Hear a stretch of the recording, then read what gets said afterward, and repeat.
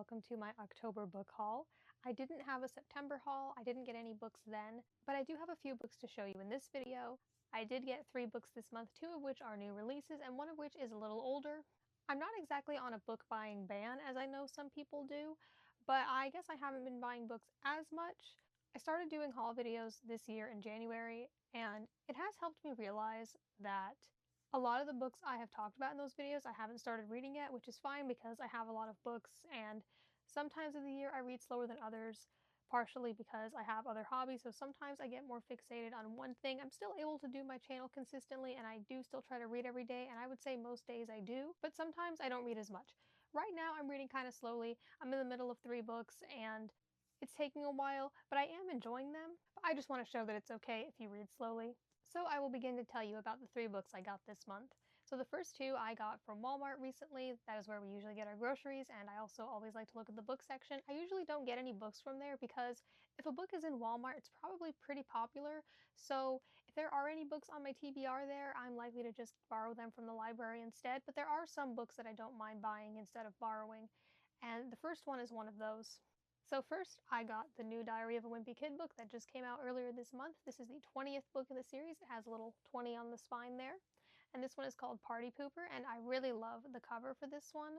It's pink. It's the first pink cover. On the back it has all the covers of the main books, and we've never had a pink cover before. I wondered if it would ever happen, but we do have it now, and it looks like cake, so I like the brown as well, and it's just one of my favorite Diary of a Wimpy Kid covers for sure. I still read Diary of a Wimpy Kid, and I'm caught up on the series. I haven't read one of the spin-offs, one of the Rowley books, but I do plan on getting to that. But as for all the main books as shown on the back here, I have gotten caught up on them. I haven't been reading it consistently since I was in elementary school and then have gone on to now. I got caught up recently last year, but yeah, I will still get each new book when they come out and read them and review them. Last year I reviewed the 19th book, Hot Mess. It was about 2 months after it came out. So as I've started doing within the last few months in my haul videos, I will read you the synopsis of the book.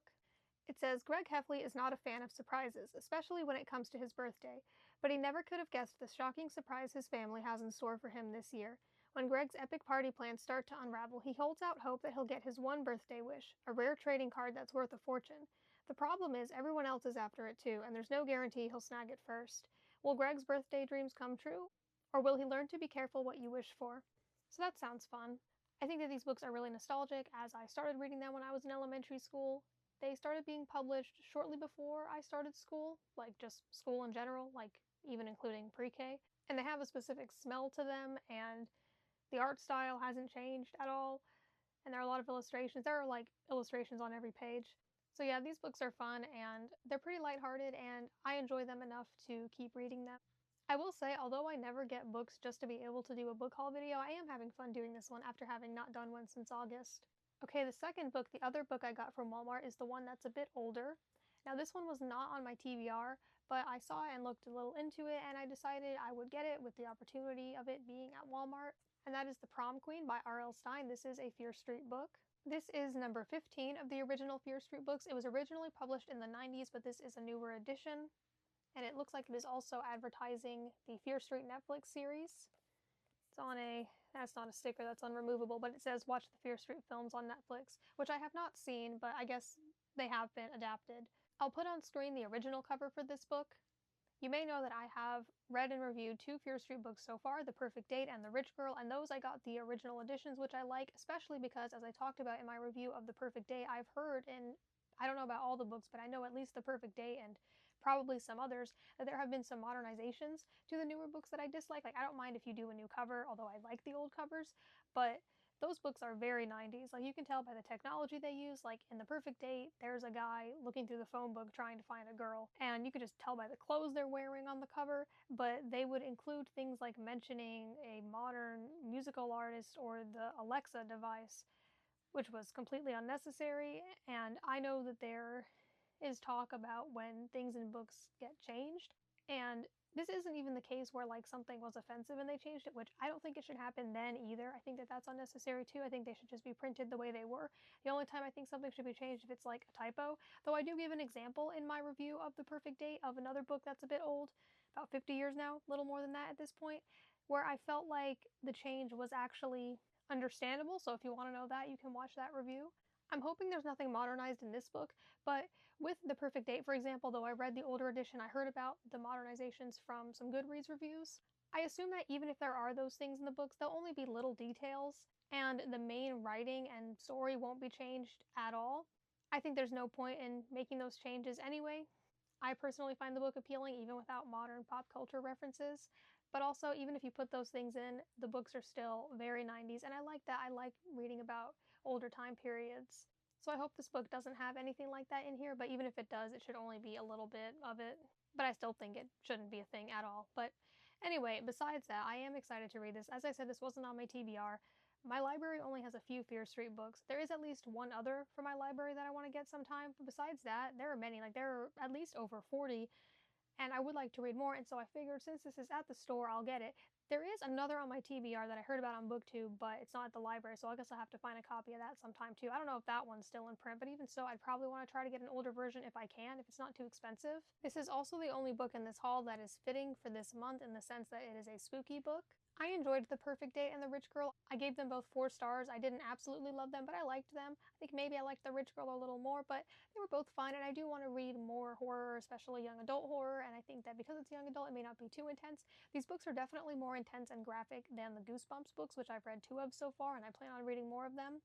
But this might be good for me to help me test my limits because I don't see myself getting into like really extreme horror stuff. I don't think that's my style. Anyway, the synopsis for this one is Dance of Death.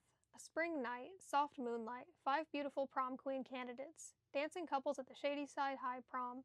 These should be the ingredients for romance. But stir in one brutal murder, then another, and the recipe quickly turns to horror.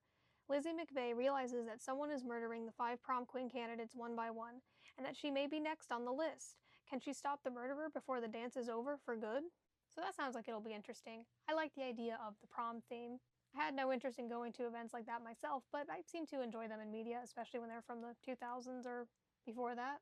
One more thing I'd like to say about this is it is looking to be the average length of the Fear Street books, not very long, somewhere between 100 and 150 pages, and I like that. Now, I don't mind longer books. I don't have a limit, like some people might say, I won't read a book if it's over 500 pages or something like that. Now, I'm not judging those people, I'm just saying I'm using them as an example. I don't have a limit like that, but while I don't mind longer books, I also don't mind shorter books. And I think that having these shorter books, even though this is a newer edition of an older book, could be good, especially for people who struggle with reading or struggle to get into reading, especially for young people. And this is a young adult book that isn't very long. So I'd like for there to be more books of this length, especially for younger people, like not just children's books that should be short. I think that could help them get into reading because it's not as intimidating, and they might be like, oh, it's not that long, I'll pick it up, which was kind of part of my reason for picking this up. Let me know your thoughts on that if you have any. I don't mind at all if a book is shorter, like if that's all it has to say. There's no need to add unnecessary things. Now, I don't mind extra things. I mean, it depends on what it is. It depends on if I'm enjoying it or not. Personally, I have said I enjoy books where characters just walk around and talk about things, so I don't mind if there's like a lot of dialogue. I mean, in some cases I might find it boring. It depends on the book and the characters and everything, but I don't mind if it's shorter, and I think that that can sometimes be fun. At least it won't take as long. But I like longer books as well, like this next one, which isn't super long, but it's kind of thick. The last book I got this month was Time Rider by Tom DeLonge and AJ Hartley. This is a new book that was just released earlier this month on October 7th. This is an adult science fiction thriller, probably considered historical fiction as well. I mean, I know this one involves time travel, so those are the genres. And I realized just now that Diary of a Wimpy Kid, I would say, is basically middle grade. The Fear Street books are young adult. This is adult. So we kind of got all the categories here in this video. So that's pretty cool. And it represents how I read all of those. Like, I do read books for my age, but also a bit younger as well. If I enjoy them, if I have a reason. For some of them, like Diary of a Wimpy Kid, they're nostalgic. So yeah.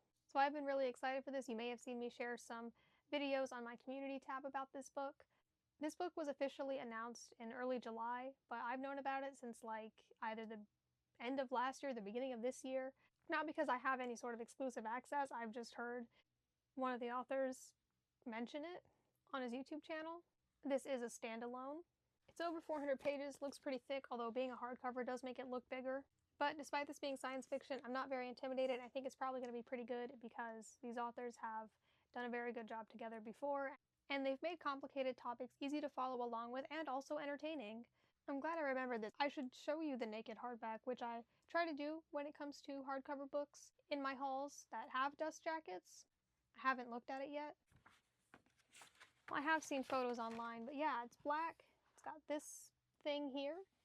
So I think that's a nice color scheme, the black and silver. If you remember my July book haul, I had like 3 books that were all black with this nice dark blue on them. Like all 3 of them. Like, yeah, 2 of them were from the same publisher, but still, that was funny. It's nice to see some variety.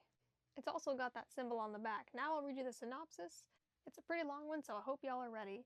In a future where history itself is weaponized, one agent must choose between the sterile perfection, that's in quotes, of his engineered society and the messy humanity of the past he was sent to manipulate. Based on Peter Levenda's Sinister Forces series from New York Times bestselling author A.J. Hartley and the imagination of disruptive creator Tom DeLonge, comes an electrifying sci-fi thriller that challenges our understanding of time, history, and humanity. Building on their successful collaboration on the acclaimed Secret Machines franchise, these creative powerhouses deliver a story that combines Hartley's masterful storytelling with DeLonge's specialized knowledge of extraordinary phenomena.